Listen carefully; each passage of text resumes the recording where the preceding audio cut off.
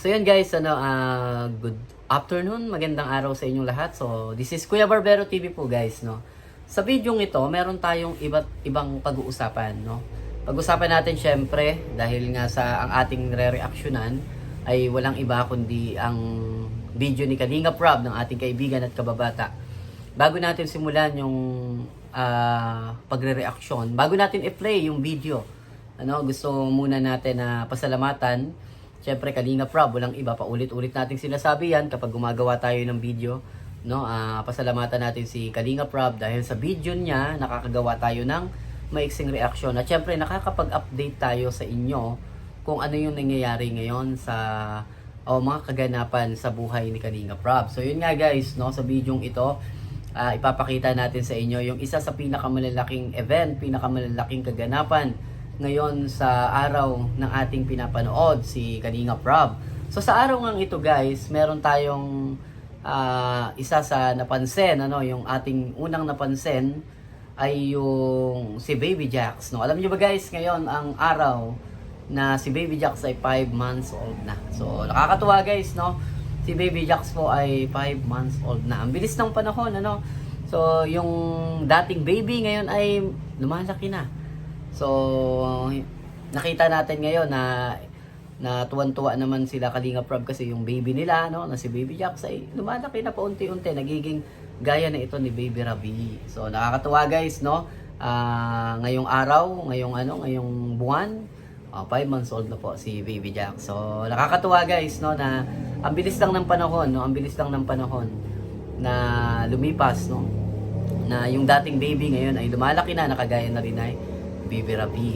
So, yun guys, mag-update din tayo. Panoorin natin yung video ito ni Baby Rabi at pansinin nyo kung ano yung mga masasabi nyo ngayon sa paglaki ni Baby Rabi. So, play natin yung video.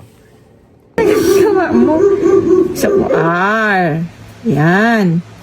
Yan po, R. Sige, lagyan mo ng paa. Yan. R. R po ni Rabay. Sige, A naman.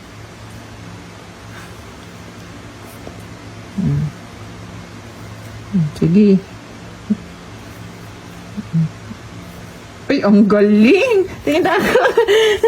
Tingnan ako. R. R. A. Letter B naman.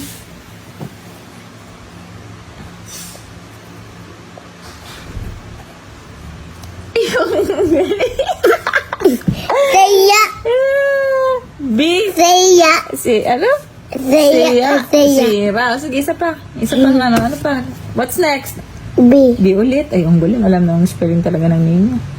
Tingnan niyo po ang sulat niya. Ay. Ay, ang galing niya. Wow, may I see it? Yeah. Wow. May see it. Ang galing naman ng Kuya Rabay. May see it? Yeah. Rabay.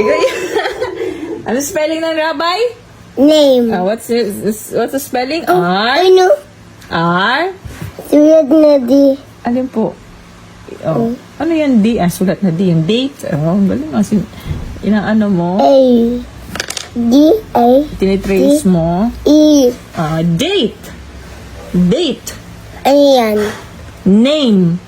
And? Yabay. Yeah, name. Labay. Very good ka talaga magsulat Uy, anda yabay. So yun guys, sa panood nyo na yung video ni Baby Rabi, Sa video ito, nakakatuwa na naman, kasi nakita na naman natin yung ating babing pinapanood at babing pinanggigigilan, Walang iba kundi si Baby Rabi. Kasi may mga ilan din na nag-a-update kay Baby Rabi at mga nagtatanong kung anong update kay Baby Rabi. Kasi nung mga nakaraan na ginugupitan natin ito, palagi may nagtatanong, Kuya Barbero, gusto ko sanang mapanood si Baby Rabi. Pero ngayon, ginagawa na rin natin ng reaction itong si Baby Rabi. Kasi part din po ito ng ating part din ito ng ating parang gusto, gusto ko kasi na ma-reactionan si Baby Rabi, syempre ma-expose, maipakita na meron palang isang anak, si Kalinga Prab, na mataas yung IQ, matalino, mabait na bata, So nakita natin dito sa video, tinuturuan ni Ma'am Jack, si Baby Rabi na magsulat. At nakakatuwa nga guys, habang lumalaki si Baby Rabi, based on sa ating obserbasyon, mas nagiging mas matalino itong si Baby Rabi. Hindi magtatagal, mas maa-adapt neto yung katangian ng kanyang tatay.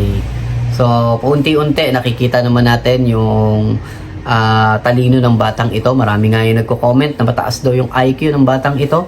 Napakabibo at matalino daw. No, at maraming ang nagko-komento na ibang klaseng bata daw itong si Baby Rabi, which is totoo naman, ano, kasi sa video na napanood natin, so hindi biro para sa isang 2 years old na magsulat, maggumawa ng kung ano-anong mga bagay, makipag-usap sa mga matatanda na para bang kaidadan mo lang at magbasa ng paunti-unti. So bihira ito, no? So may mga bata naman na talagang marunong naman talagang magsulat sa edad na 2 years old. Pero iba yung Baby Rabay, ano? Iba yung Baby Rabay. So, kumbaga, mataas yung IQ ng batang ito. At makikita naman natin na talagang yung training ng magulang ni Kalinga Prab ngayon, makikita natin sa mga video nila, yung daily vlog. So, inaano na ito ni Kalinga Prab, ine-expose na ito sa mga tao. So, ang nakikita natin na training ni Baby Rabay ay yung pakikipagkapwa-tao, yung paano magrespeto sa mga tao. So nakita natin yung video ng mga nakaraan nung pumunta sila sa kanilang farm. So in-expose ni Kalinga Prab sa mga tao, sa mga paligid, sa environment.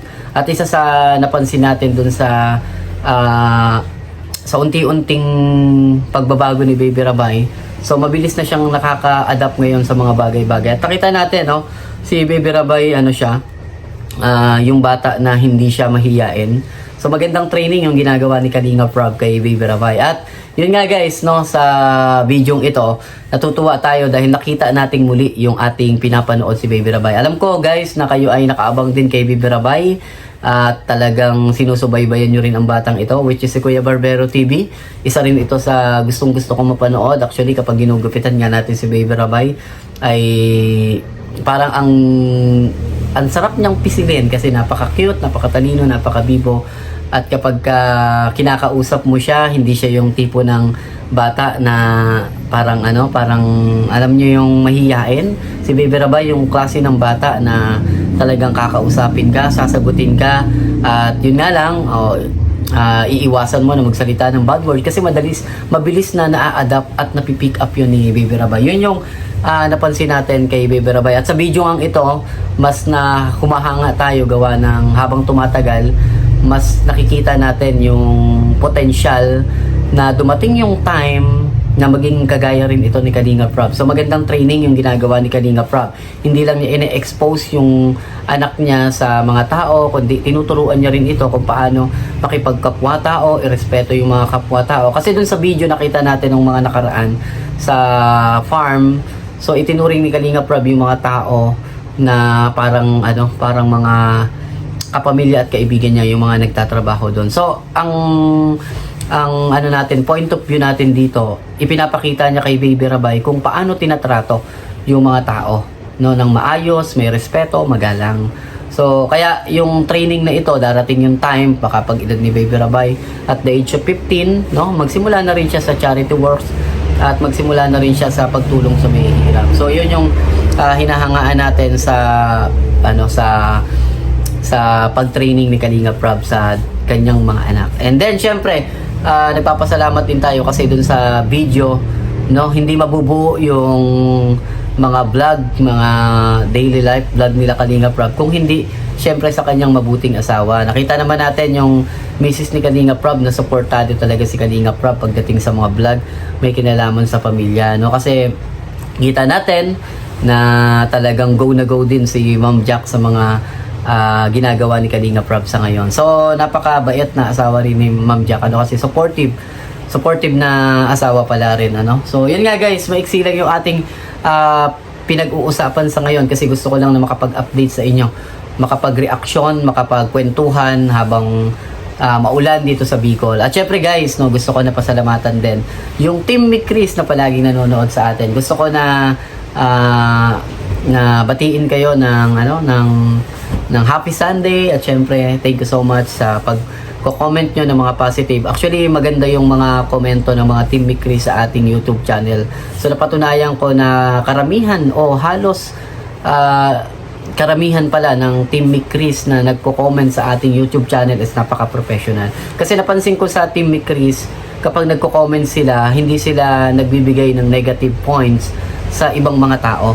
Hindi sila nagbabanggit ng mga pangalan ng ibang mga mga beneficiary, nakapokus lang talaga sila kay Krista and McCoy. At dun lang talaga sila nagbibigay ng reaction o ng comments, no? Pagdating sa ibang mga charity na Kalinga Prab, hindi sila nakikialam. Kaya karamihan sa mga viewers ng Mikris, napansin ko mga professional. Thank you so much guys, no, sa mga viewers ng Mikris.